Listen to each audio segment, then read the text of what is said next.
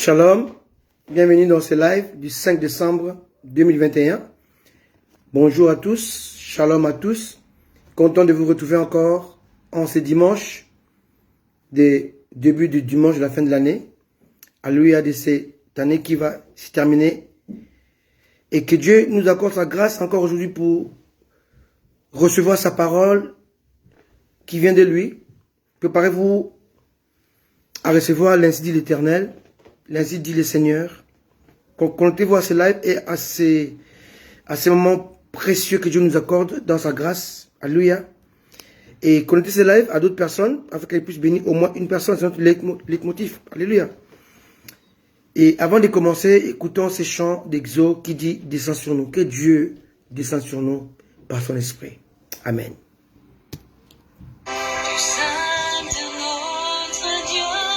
Yes.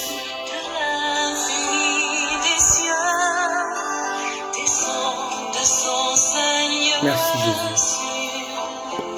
Alléluia. Bienvenue à vous. Alléluia. Merci Seigneur.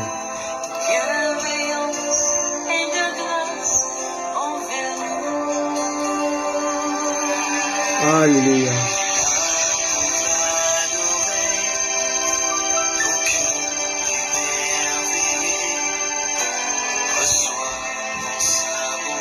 Du savour. Savourez ce moment béni.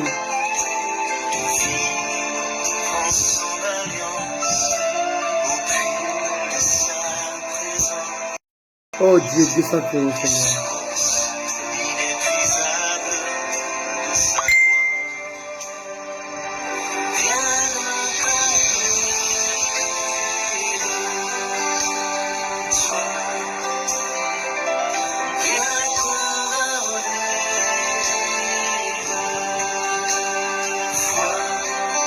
Alléluia.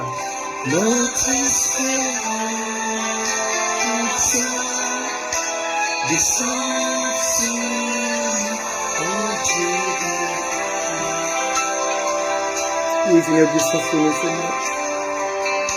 Manifeste-toi, Seigneur. Oui, Seigneur. Alléluia.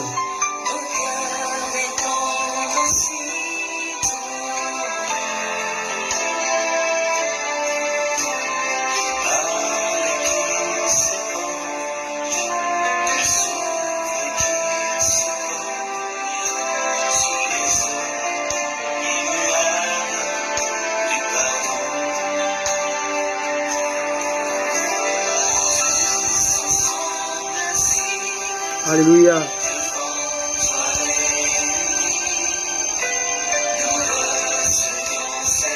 Je suis sainte. Oh Jésus.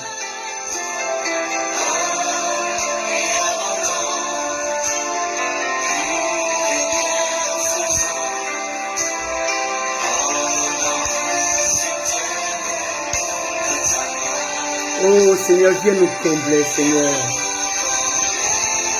C'est toi, Seigneur. Viens couronne, Seigneur, de joie, de notre foi, Seigneur, notre espérance.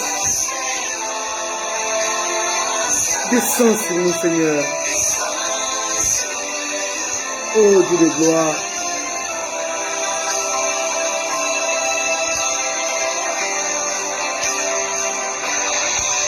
Église, viens. Bien-aimé, viens. Mon frère, viens. Ma soeur, viens. Venons à Jésus. Il veut se manifester dans la fin, Seigneur. Tu veux le faire. Il sauve les âmes. Il sauve les âmes encore et encore. Car il est amour. Oh, chantons-le encore. Descends sur nous, Seigneur. Viens nous combler de toi, Seigneur. Viens pour notre foi, Seigneur. Alléluia.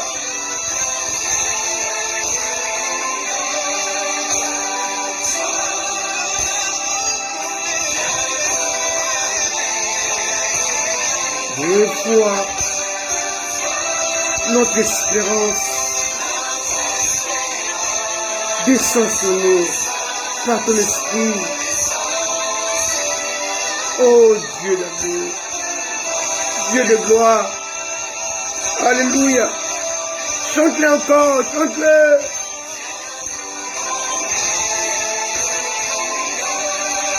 De toi, Seigneur.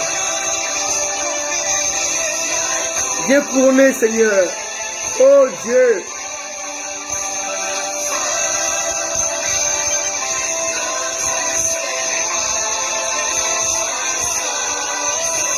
Descends sur nous, oh Dieu de gloire.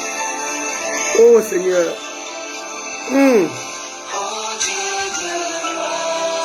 Merci Jésus. Merci Seigneur. Merci Jésus.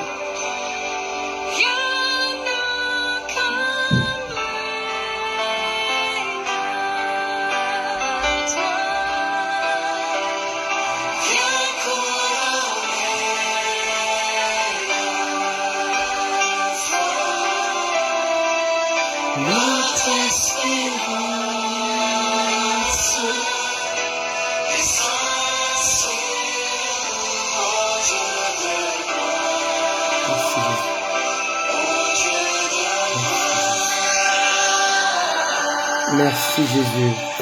Alléluia. Gloire à Jésus. Amen. Alléluia. On va encore écouter un autre chant pour nous amener encore dans la présence de Dieu. Alléluia. Restez attachés au Seigneur Jésus. Alléluia. Restez attachés au Seigneur Jésus. Les jours sont mauvais. Restez attachés au Seigneur Jésus. Alléluia. On va encore écouter ce qu'on a écouté dimanche dernier. La puissance de son amour. Alléluia. The power of your love. Alléluia. Merci Jésus.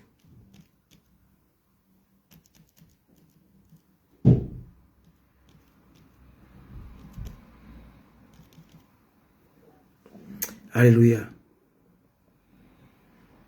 Merci Jésus. Merci Jésus. Alléluia. Merci Seigneur Jésus. Alléluia. Restez attachés au Seigneur. Amen. Restez attachés au Seigneur. Jésus revient bientôt. On va écouter un bon message aujourd'hui que Dieu a mis sur mon cœur qui s'intitule La mutation. Alléluia. On écoute tout d'abord la puissance de ton amour. Amen.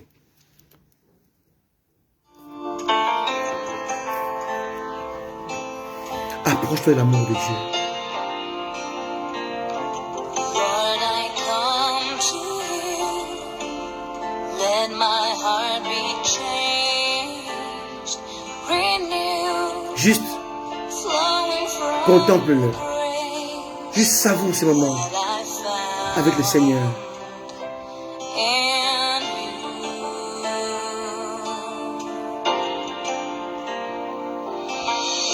Juste approche-toi Lord, I've come to et know bénéficie de cette sève, weaknesses I see de ces flots, in me. ces sources, Will ces torrents qui jaillissent.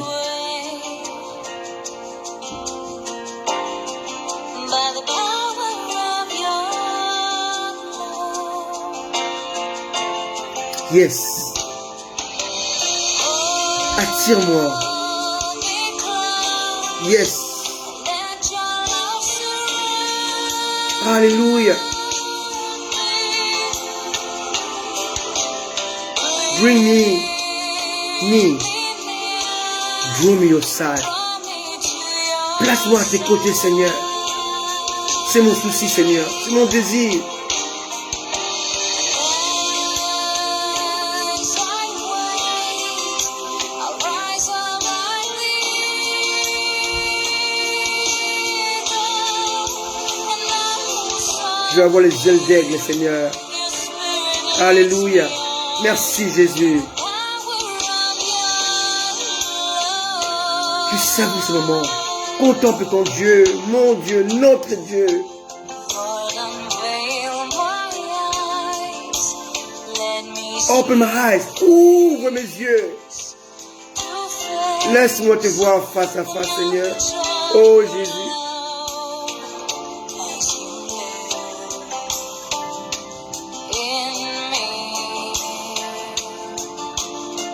Savre ce sang précieux.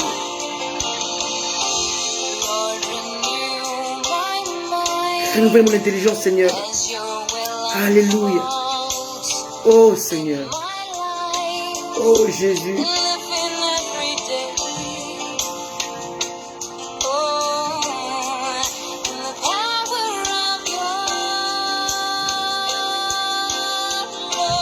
Ensemble, chantons-le. Oh Seigneur.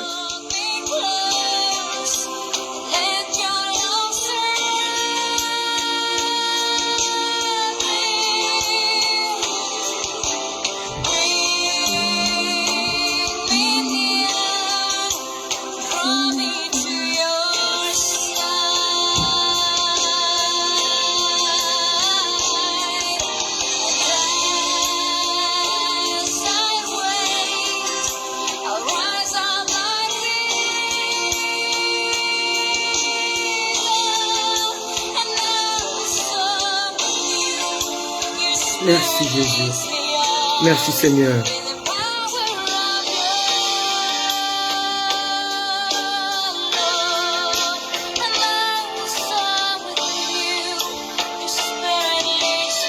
Merci Seigneur.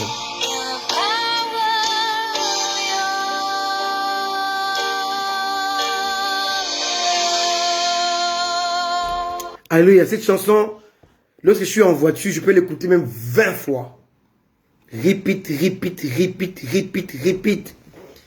Ça me fait, en fait, mon âme se dilate. Mon âme est fécondée par la présence de Dieu.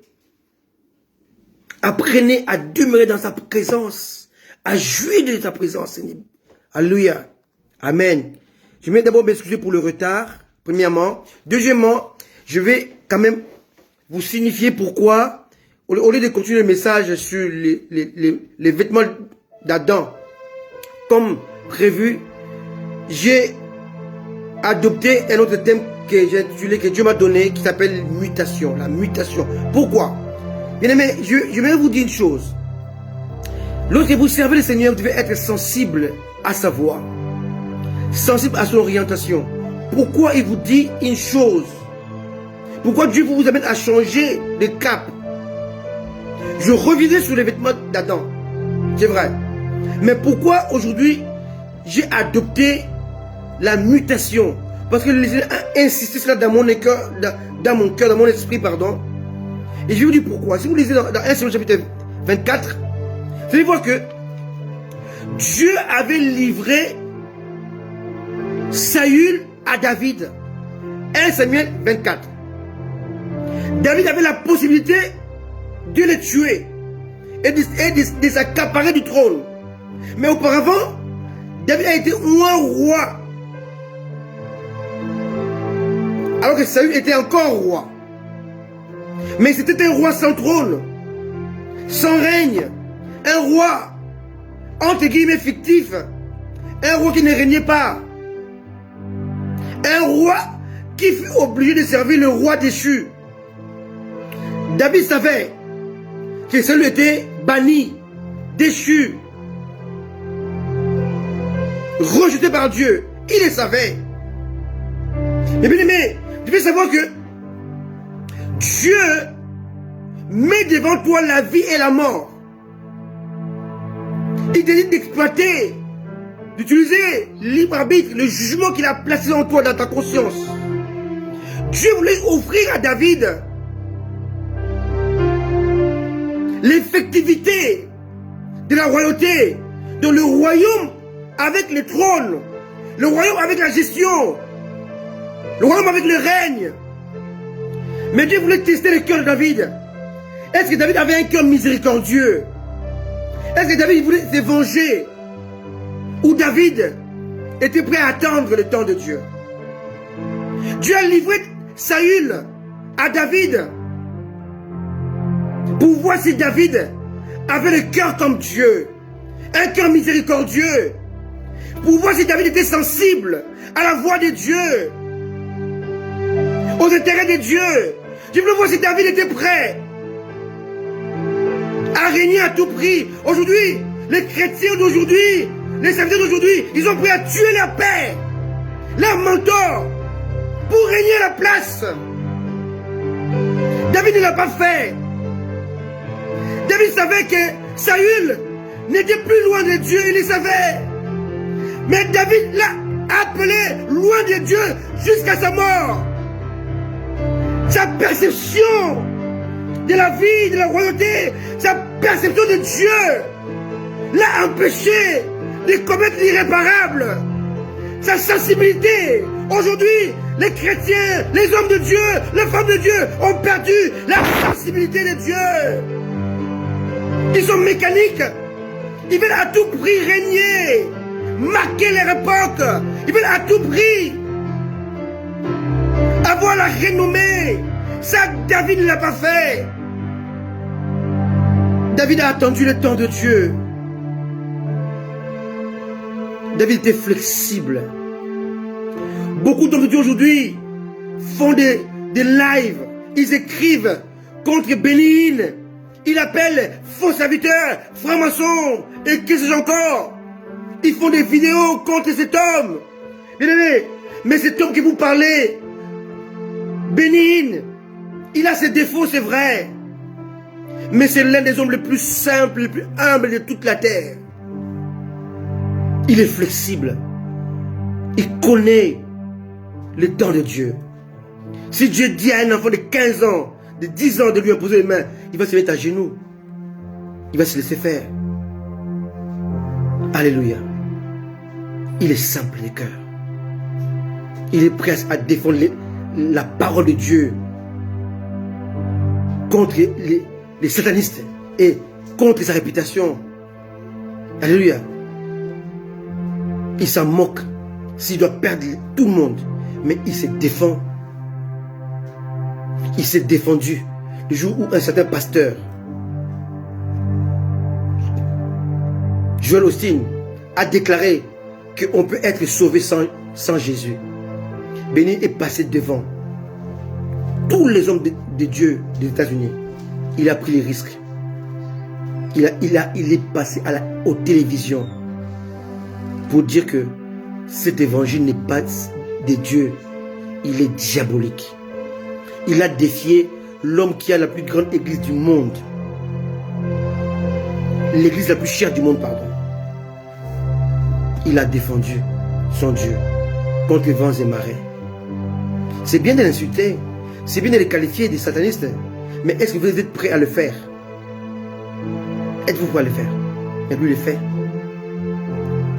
Il s'en foutait de ce qui pouvait lui arriver après, s'il pouvait perdre tout. Mais il a défendu l'évangile de Jésus-Christ. Dieu recherche des gens simples, flexibles, à qui il peut dire ne fais pas ça. Dieu sait combien j'ai eu le temps pour préparer ces messages, les vêtements d'Adam. Combien de temps je passais devant la parole de Dieu. Pourtant je passais dans la prière pour cela. Mais il me dit ne le prêche pas aujourd'hui. J'ai fléchi devant mon Dieu. Alléluia. David, il avait le sort de Saül, sa mort entre ses mains. 1 Samuel 24, vous pouvez lire le chapitre des versets 1 jusqu'au verset 11 ou même 12. Lui, David, est loin de Dieu, l'élu de Dieu, mais il appelle Saül. Il a dit au verset 12, vois mon père, vois donc le pan de ton manteau dans ma main, puisque j'ai coupé le pan de ton manteau et que je ne t'ai pas tué. Sache et reconnais qu'il n'y a dans ma conduite ni méchanceté ni révolte et que je n'ai point péché contre toi. Et toi, tu me dresses des embûches pour m'ôter la vie. Jusqu'à sa mort, il a appelé Saül, le déchu, le rejeté de Dieu, loin de l'Éternel.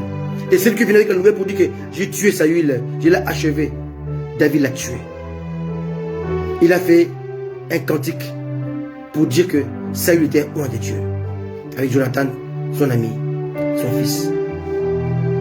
Bien aimé, il y a de plus en plus de rares des hommes de Dieu de cette dimension aujourd'hui. Prêts à jeter ses intérêts pour voir ceux de Dieu. Alléluia. Soyez bénis. Voilà justement, je voulais vous expliquer pour que vous puissiez comprendre pourquoi ce n'est pas la suite de les vêtements d'Adam et pourquoi aujourd'hui je vais parler de la mutation. Je vais saluer ceux qui sont là depuis le début. Maman Pascaline depuis les États-Unis. Sois bénie. Ma bien-aimée Solange Elia. Sois bénie. Ma fille Pacheline depuis la Grande-Bretagne. Sois bénie. Ma fille Gerline depuis Paris. Sois bénie. Ma fille Joyce Queen depuis quelque part. Sois bénie. Alléluia. Et vous tous qui êtes là, même mes enfants qui me suivez tous les jours. Marcel depuis l'Afrique du Sud. Joshua l'État depuis Hong Kong. Patrick Kiwabonga depuis les États-Unis, Dallas. Fred depuis les États-Unis. Alléluia. Et vous tous qui êtes là, qui me suivez vraiment. Annie, Grâce, Annie Zamba. Ma fille qui ne manque pas aussi mes lives, qui est Kinshasa, ma fille Nadine. Soyez bénis. Soyez bénis. Je ne peux pas citer tout le monde, je vais commencer le live. Que Dieu vous accorde sa grâce, sa bonté, sa miséricorde. Alléluia. Et je vous assure qu'on passera un très bon moment dans sa présence. Si tu es là, c'est que je t'ai vu, Dieu t'a vu. Le plus important, c'est pas de te citer, que tu sois là, que tu reçoives la parole de Dieu. Alléluia. Et mon élu de tous les temps, jusqu'au retour de Jésus. Sois béni pour ta présence et sois béni pour ton aide. Alléluia. Soyez bénis tous au nom de Jésus. Aujourd'hui, je parlerai de la mutation. Qu'est-ce que c'est que la mutation? Je veux que l'église soit attentive, très attentive, parce que ce message-là concerne tout le monde. Et les païens et les chrétiens. La mutation. Je salue aussi ma maman Henriette depuis la Belgique. Alléluia. Soyez bénis. Alléluia. Soyez bénis. Soyez bénis. Je vous aime de tout mon cœur. Alléluia. Soyez bénis. Amen. Gloire soit rendue à notre Dieu, notre Père. Le thème de ce matin, c'est la mutation. Amen. Gloire à Dieu. Alors, lisons Ecclésiaste chapitre 3, verset 15.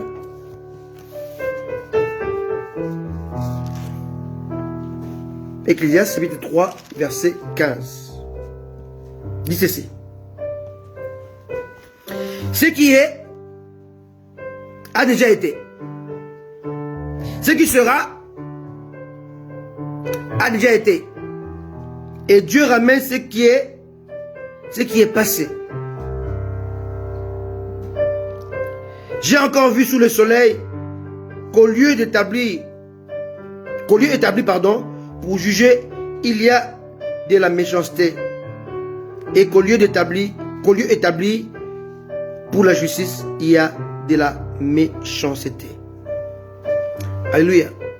Ici, Salomon nous dit que tout ce que nous voyons a déjà été. Nous vivons une perpétuelle recommencement en fait. Mais Salomon le disait par rapport à la révélation qu'il avait dans son époque. Alléluia. Quelqu'un me comprend? C'est très important. Alléluia. Mais ce que Salomon avait reçu était valable jusqu'au temps des réformations. Selon Hébreux, chapitre 9, écoutez-moi très bien, ce message est très important. Hébreux 9 nous montre que tout ce qu'ils ont fait dans le passé, tout ce comme révélation, était valable jusqu'au temps des réformations. C'est celui qui devait amener la réforme vienne. Ici, je parle non pas de Martin Luther, mais je parle de Christ lui-même. Les grands réformateurs. Alléluia. Hébreux 9. Alléluia. Gloire à Dieu. Hébreux 9, le verset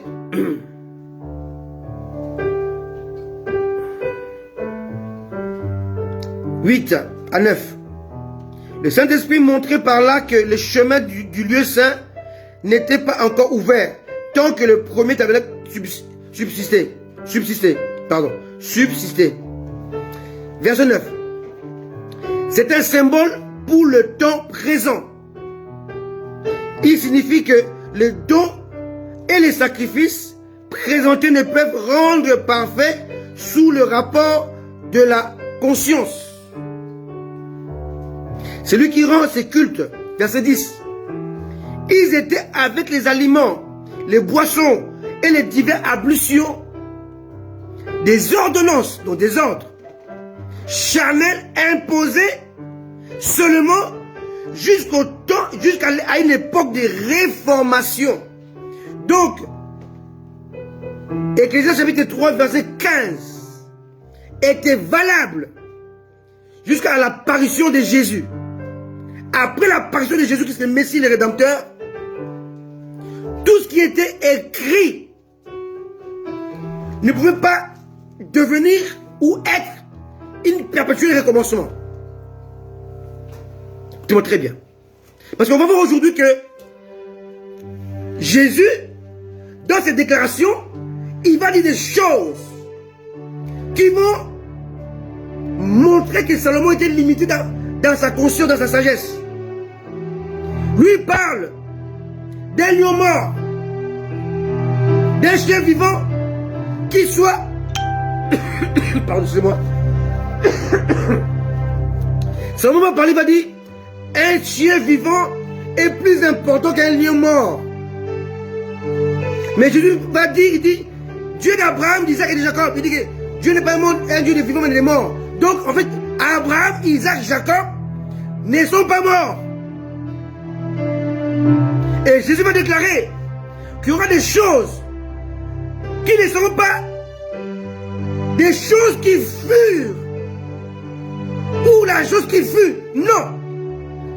Des choses nouvelles qui ne vont jamais se répéter. Jamais. Donc là, on voit que ce que Salomon avait dit avait pris fin avec Jésus. Lisons au travers des Écritures et comprenons c'est sur la parole de Dieu. Salomon parle d'une perpétuelle recommencement. Quelqu'un me comprend? C'est très important.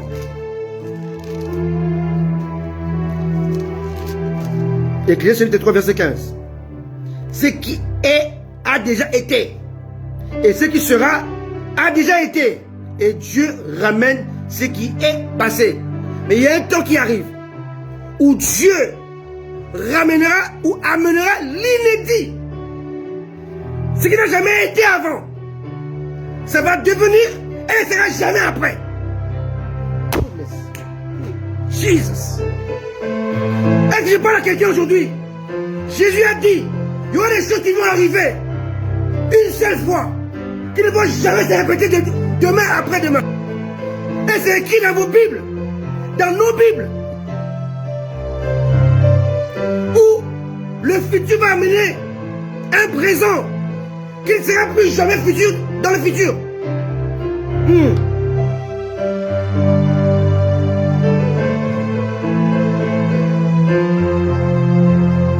Il y a la parole de Dieu et il y a les paroles de Dieu. Ce n'est pas la même chose. Je lui dis dans Jean 3. Jean 3. Il dit, il fait allusion aux paroles de Dieu, pas à la parole de Dieu, mais aux paroles de Dieu, les paroles de Dieu. Quelqu'un me suit? C'est où les chrétiens s'égarent. Jean 3, 34. Il dit, car c'est lui que Dieu a envoyé. Dit, non pas la parole de Dieu, mais dit les paroles de Dieu. Parce que Dieu ne lui donne pas l'esprit avec mesure. À ce temps de la fin, Dieu a répandu l'esprit sans mesure. Et ceux qui ont reçu l'esprit sans mesure disent non pas la parole de Dieu, mais les paroles de Dieu. Jésus va récidiver encore avec sa révélation pour dire qu'il y aura des choses qui n'ont jamais été avant. Avant le Moïse, les Isaac, les Jacob ont reçu la parole de Dieu. L'ainsi dit l'Éternel. Mais dans ce temps de la fin, les gens vont recevoir les paroles de Dieu, qui sont plus élevées, qui sont plus pointueux, qui sont plus aiguisés, plus affinés, plus révélateurs que la parole de Dieu. Jean 8, 47.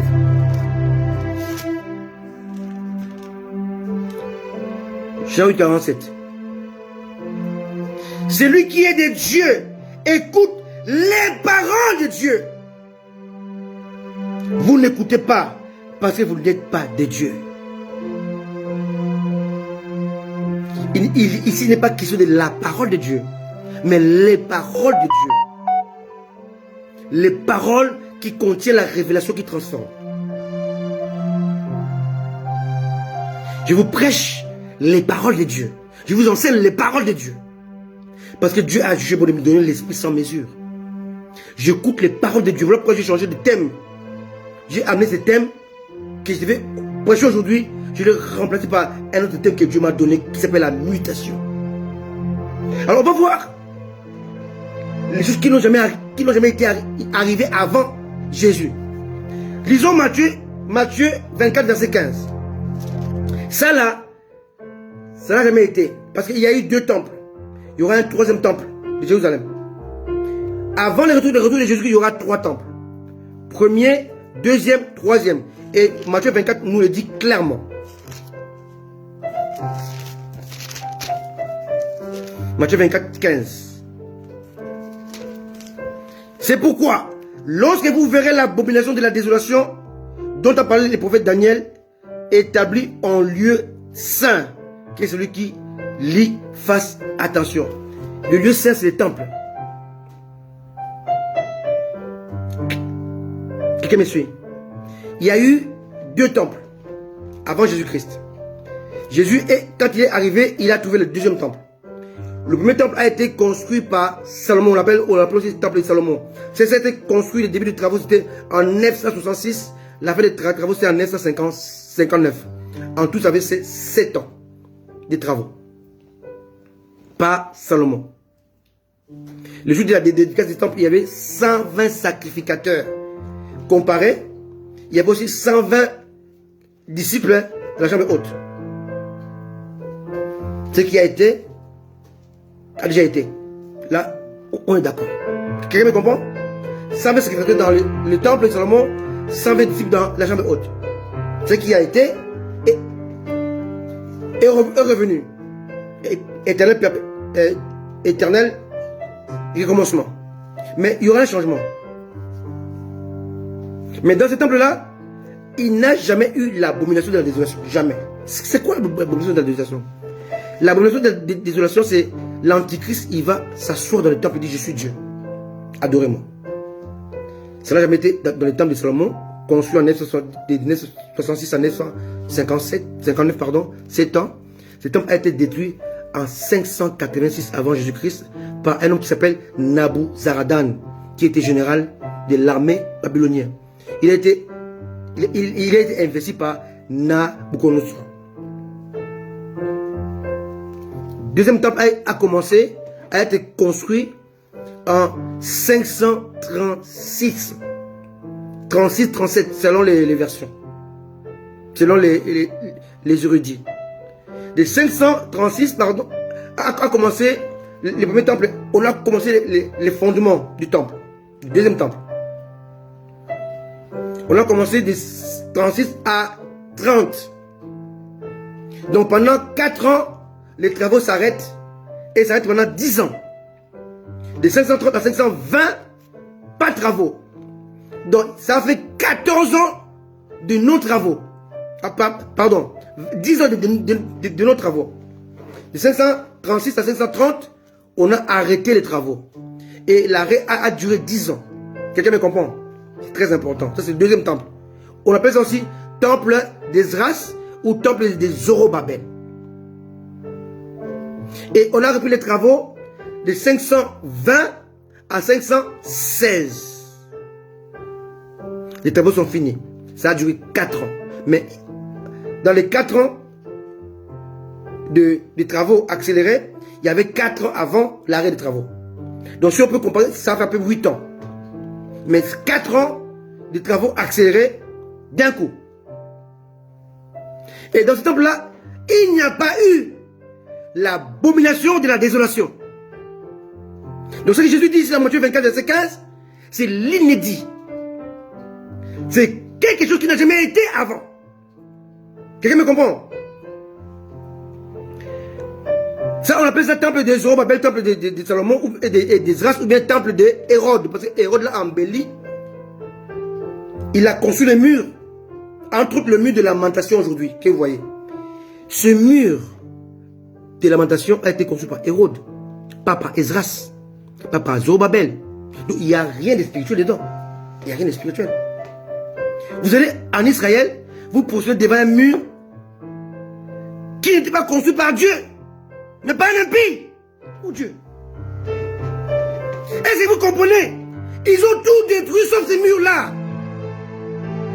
Et vous allez en Israël, vous posez devant un mur qui ne faisait pas partie du temple de Dieu.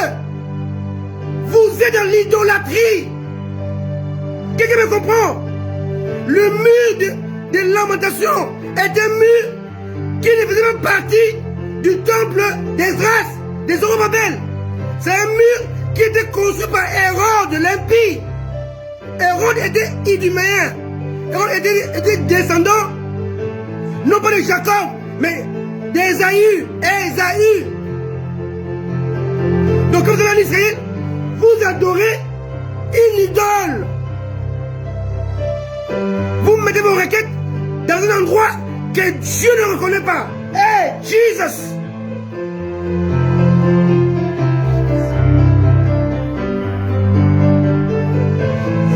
Vous êtes dans les farfelus, dans l'horreur, dans les rêves, dans l'idolâtrie. Vous allez vous confier à maman. À maman. Le mur de lamentation en Israël ne faisait jamais partie du temple de Dieu. C'est Hérode qui l'a construit ces murs-là. Tout ce qui était l'ordre de Dieu était détruit. Et ce temple-là, le temple d'Hérode, temple de Zorobabel, temple d'Esdras, a été détruit en 70 après Jésus-Christ par Titus, qui devient après l'empereur.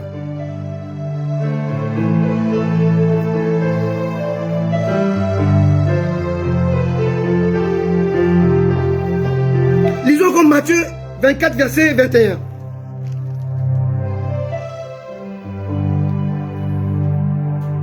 Mon Dieu.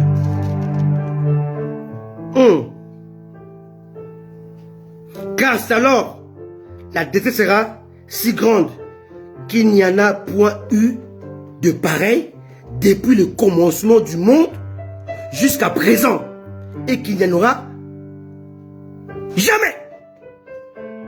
Ici, Jésus montre que Salomon était limité dans sa révélation. Il avait la parole de Dieu, mais pas les paroles de Dieu. Je répète, il n'y en a point eu de pareil depuis le commencement du monde jusqu'à présent, et qu'il n'y aura jamais. Donc ici, Jésus va annuler l'affirmation de Salomon qui dit ce qui est a déjà été. Non, ici, ça n'a jamais été avant. Il y a une souffrance que le monde n'a jamais connue et qui ne connaîtra plus jamais. Jésus a mis fin à Ecclésiaste chapitre 3, verset 15. Et la mutation dont je vais parler maintenant fait partie de Matthieu 24, verset 21.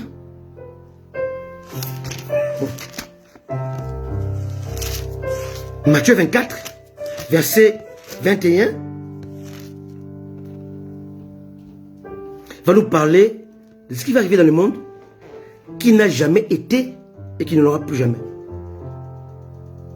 Après avoir fait le parcours la comparaison, les comparatifs entre la parole de Dieu et les paroles de Dieu qui sortent de la bouche de Jésus-Christ et qui sortent de la bouche de ceux qui ont reçu l'Esprit sans mesure. Et on comprend, on tire une conclusion nette, précise et simple qu'il y a des choses qui vont arriver dans ce temps de la fin qui n'ont jamais été avant, depuis Adam. Clair, net et précis. Le monde a pris une mutation qui n'a jamais existé avant maintenant. Voilà pourquoi il est important de comprendre ces messages. Nous voyons comment le Seigneur nous a annoncé les événements inédits dont Salomon ne reçut pas la révélation. Alléluia. Qu'est-ce qu'une mutation? Une mutation est un changement radical. Un changement radical. Une conversion. Une transformation. Une évolution profonde. C'est ça une mutation. Par exemple, une chenille qui se transforme en papillon. Ce papillon ne va jamais redevenir chenille. Jamais, c'est terminé. C'est un changement radical. Quelqu'un me comprend? Et ce changement-là est non seulement radical, mais définitif. Un œuf devient un poussin. C'est terminé. Il n'y a pas de retour en arrière. L'embryon devient fœtus, puis bébé. Le retour est interdit et infaisable. Tous ces changements, l'œuf en poussin, embryon en fœtus, en bébé, sont radicaux et définitifs.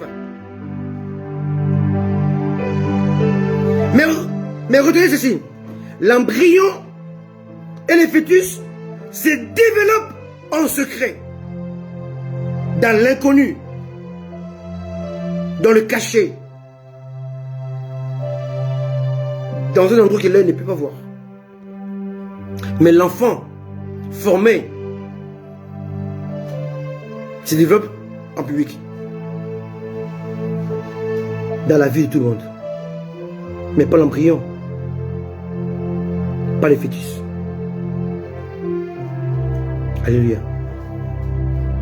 Il en est de même pour la mutation actuelle qui s'est développée dans le secret, d'une manière secrète, dans le secret embryonnaire.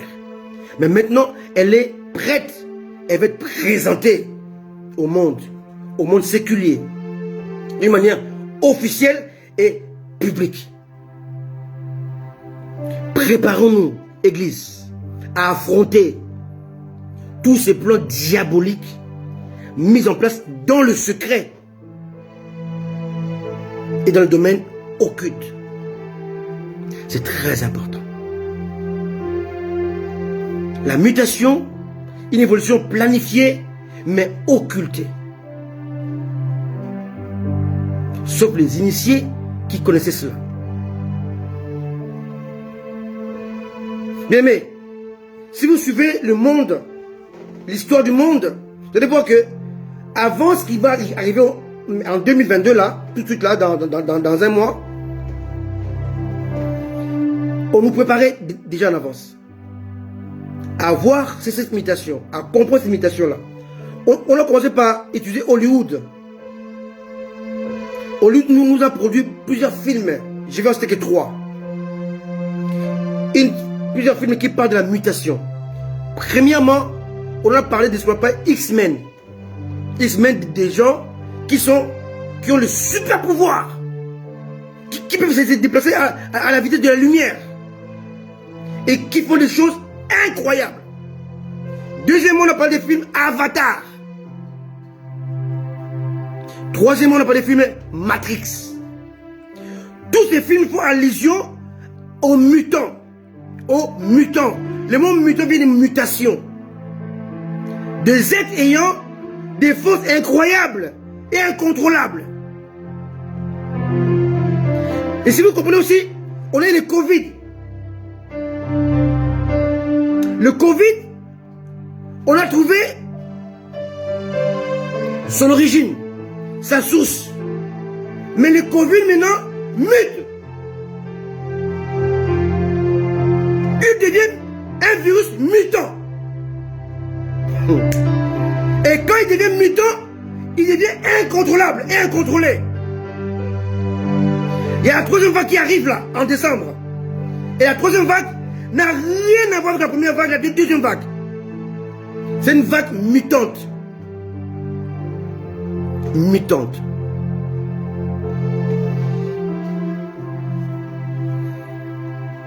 C'est la conséquence de la mutation.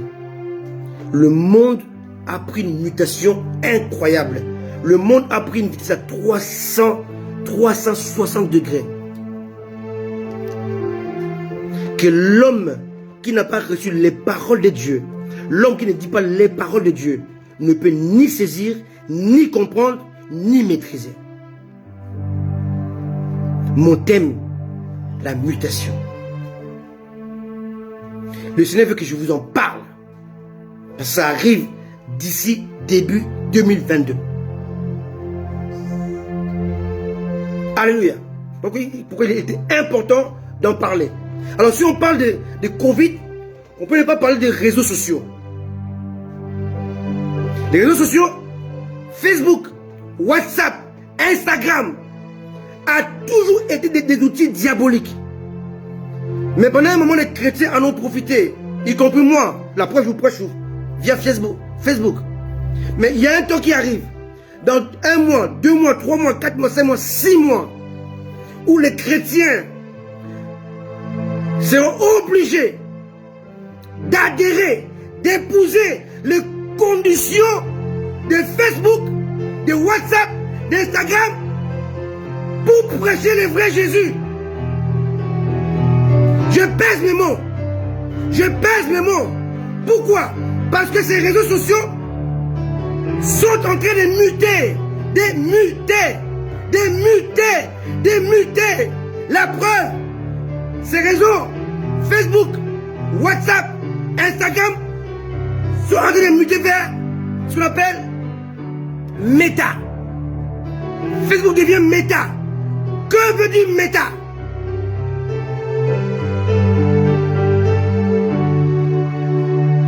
C'est un système mutant. Un système mutant. Méta est en réalité une abréviation. Pour tromper. Une abréviation qui veut dire métaverse. Aujourd'hui, on en parlera. C'est quoi métaverse? Qu'est-ce qui est caché derrière métaverse? Qu'est-ce que le monde cache derrière métaverse? Qu'est-ce que Mark Zuckerberg, cet Américain, cache derrière son Facebook devient métaverse? Je répète encore, ce mot séculier a pris un virage à 360 degrés. C'est-à-dire une mutation très dangereuse. En effet, il est désormais impossible de revenir en arrière. Impossible de faire des prévisions outre mesure. Il est impossible de faire des prévisions parce que plus rien n'est stable. On est dans l'instabilité la plus totale et complète. Le système bancaire, le système informatique, système solaire est arrivé à un niveau de métaverse. Tous ces systèmes-là mutent. La prévision, la prévention, la précision devient impossible. On ne peut plus prévoir. On ne peut plus prévenir. On ne peut plus avoir la précision. La prévision, la prévention, la précision mutent. Tous les systèmes existants ont muté vers l'inconnu. L'inconnu, dont la science maîtrisée jadis est désormais imprécise et instable. Le monde rentre dans l'imprécision, dans l'instabilité. la précision, la prévention, la prévision vont muter.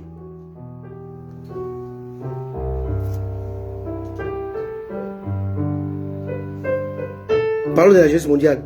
La jeunesse mondiale. La jeunesse mondiale ne peut plus être balisée, encadrée, contrôlée via des formations universitaires. En fait, à un moment arrive même que même la formation universitaire ne servirait plus à rien. Vous savez, j'ai suivi un reportage. Un médecin, une femme médecin française a fait 11 ans d'études de médecine. Est partie en Afrique, dans la brousse, au fond de l'Afrique, au village. On devait opérer un enfant, une fillette de 7-8 ans. La femme médecin française qui a fait 11 ans d'études dans les grandes universités en France a vu comment un médecin de brousse, même pas de la capitale de ville, l'a humilié. Elle est venue, elle a apporté son expertise de médecin français, sorti des grandes universités françaises. Les médecins de brousse avaient seulement les stéthoscopes, hein? Ce qu'on appelle les stéthoscopes. Il a donné une précision inouïe. Et si vous voyez dans ces images-là, je vais la poster juste après le live, vous allez voir. Les médecins français, la femme a remis en question 11 ans d'études de médecine, de formation en France. Le monde est mute. Vous allez remettre en question vos diplômes, vos formations. Parce que vos formations cadrent avec ce qui était connu. Maintenant, on rentre dans l'inconnu. Vos formations ne serviront plus à rien. Alléluia. Très important. Si on parle des États des nations, l'équilibre du monde, après la guerre froide, les pays dits communistes comme la Russie, la Chine, Corée du Nord étaient contrôlables. Aujourd'hui, ils sont incontrôlables.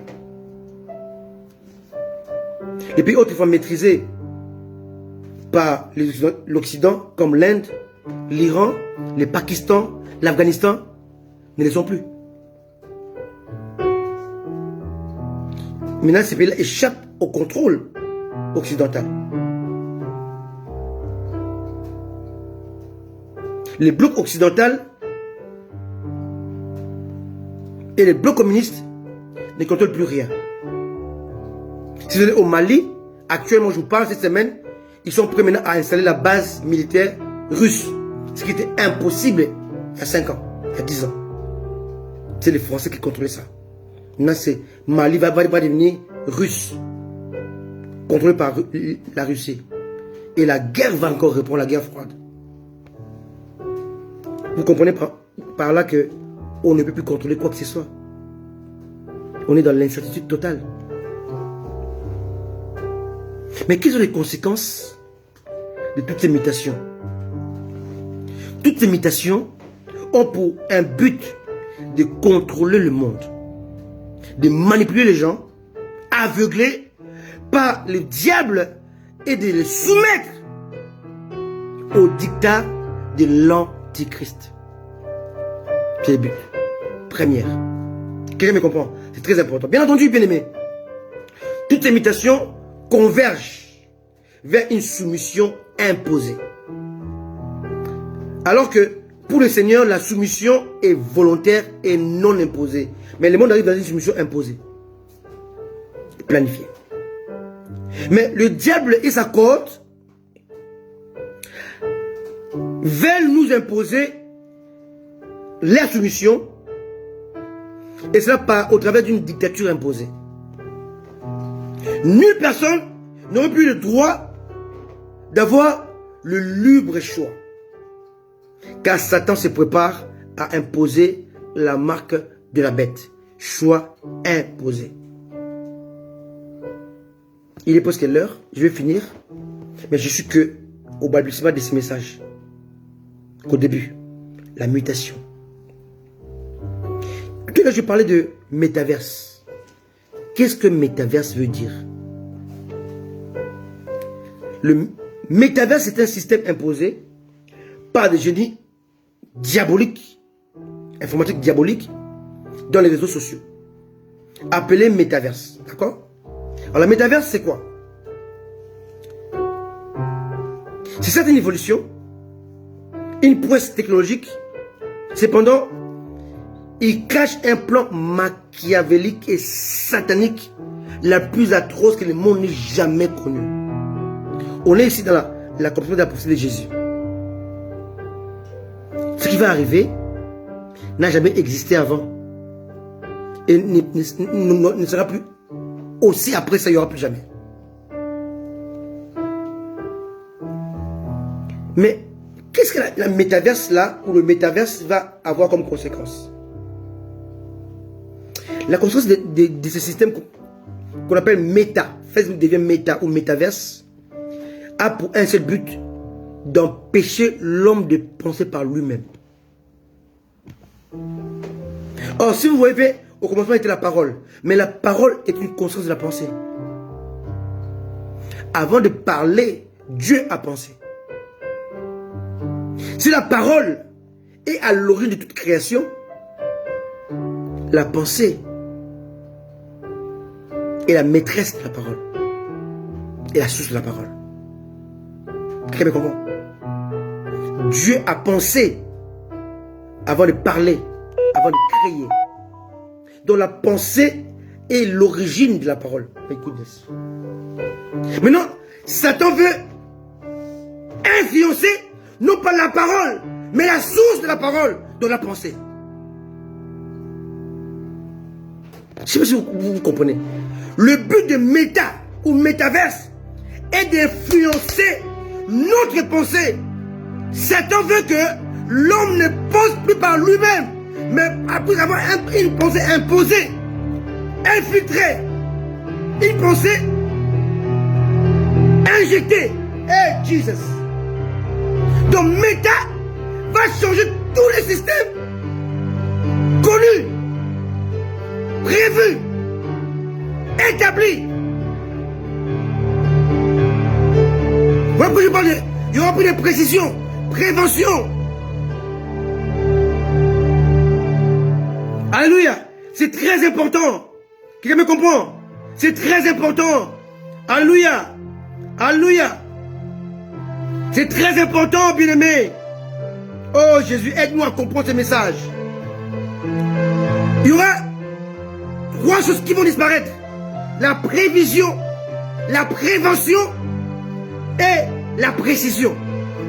Prévision, prévention, précision. À cause de métaverse. Méta. Alors quelles seront les conséquences? Lorsque le monde va adopter, c'est tout ce qu'on appelle métaverse.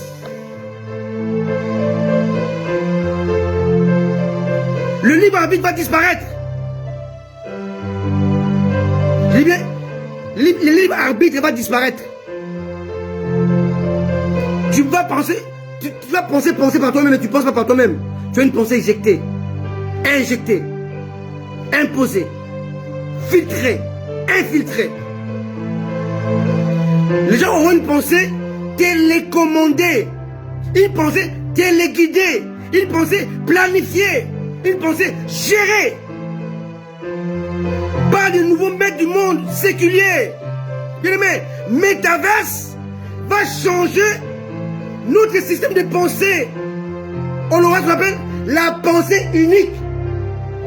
Or, quand on parle de pensée unique, on parle de New Age, nouvel âge, nouvel ordre mondial.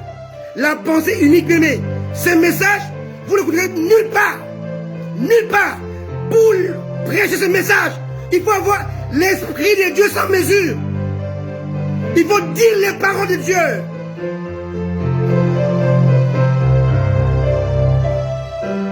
C'est que le début. l'homme adamique va perdre sa liberté de penser. Il deviendra comme un animal en cage qui dépendra de son maître. Tout ce qui est temps de manger, planifié. Temps d'étudier, planifié. Temps de lire, planifié.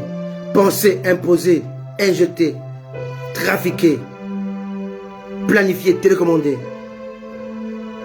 Métaverse amène un changement radical. Parce que ce monde va dans une mutation de non-retour. On peut lire un dernier verset pour dimanche prochain, parce que je vais le continuer dimanche prochain ce message.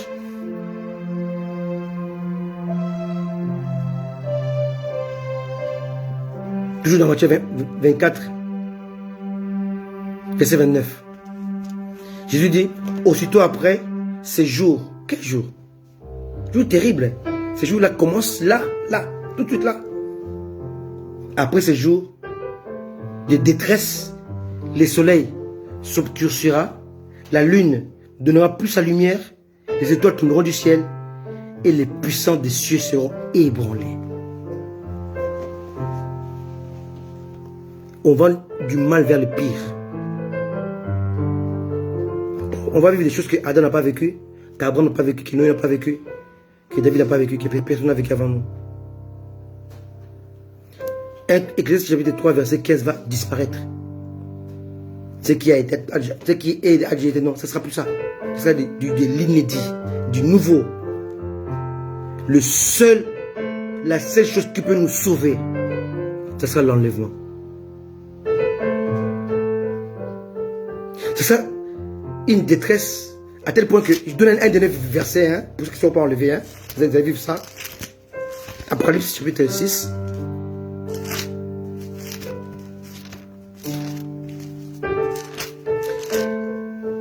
Verset 16. Lisons le verset 15.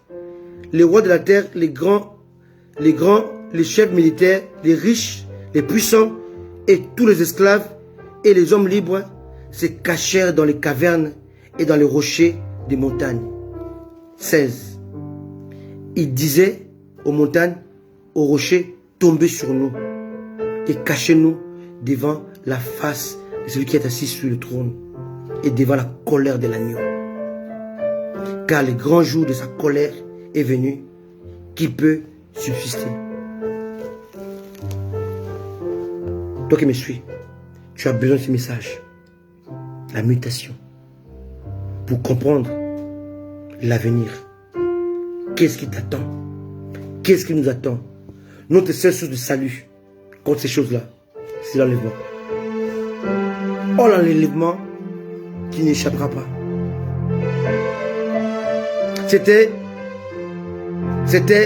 l'introduction de la mutation. Un thème très important. Partagez-le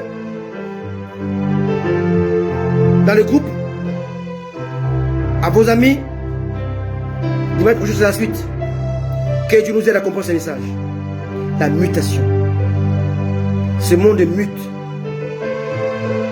vers le mal, vers le contrôle, vers la préparation du monde pour recevoir l'Antichrist, qui va s'asseoir dans le troisième trou, qui sera construit.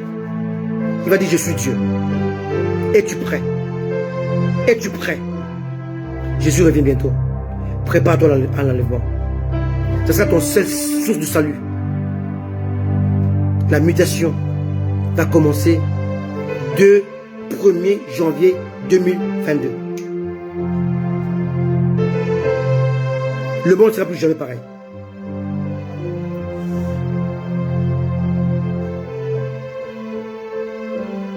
Ce matin, je prêchais dans notre assemblée un thème sur et après. La méchanceté et après. La précipitation et après. La jeunesse et après. Et après. Fais un bon choix. Fais un bon choix. Faisons le bon choix. De scruter la parole de Dieu. Car elle dit tout. Elle contient tout. Sauf rien. Dieu vous bénisse. Dieu nous bénisse. Dimanche prochain, la mutation 2. On va voir comment les chrétiens feront face à ça. On va voir la traîtrise, l'abandon de la foi, le refus de l'évangile qui sauve vers les trafics. Père, merci pour ta parole. Seigneur, laisse que cette parole puisse nous apporter la ressource nécessaire, puisse doper notre foi, Seigneur, puisse nous aider à comprendre, à connaître ces choses et à y faire face. Au nom de Jésus. Amen. Je vous aime. Sois béni, mon ami. Tonnerre, Fadam, sois béni. Ma bien-aimée, Solange, Elia, soyez bénis, vous tous qui êtes là et qui vont suivre en différé. Je vous aime de tout mon cœur. Aujourd'hui, c'est tellement l'introduction de ces messages. On va le développer dimanche prochain. Et je reviendrai sur les vêtements d'Adam après. Mais on aura au moins 2 dimanches pour parler de la méditation. Soyez bénis. Moi et mon épouse élue, on est là pour vous apporter les paroles de Dieu. Soyez bénis. Levez vos mains avec moi. Père, merci. Merci Jésus. Merci Père. Esprit de Dieu, aide-nous à comprendre ces choses. Nous soumettons à toi. Au nom de Jésus. Amen. Amen. Bonne semaine. Croyez en Jésus. Accrochez-vous à Jésus. Dépendez de l'Esprit de Dieu. Bye bye.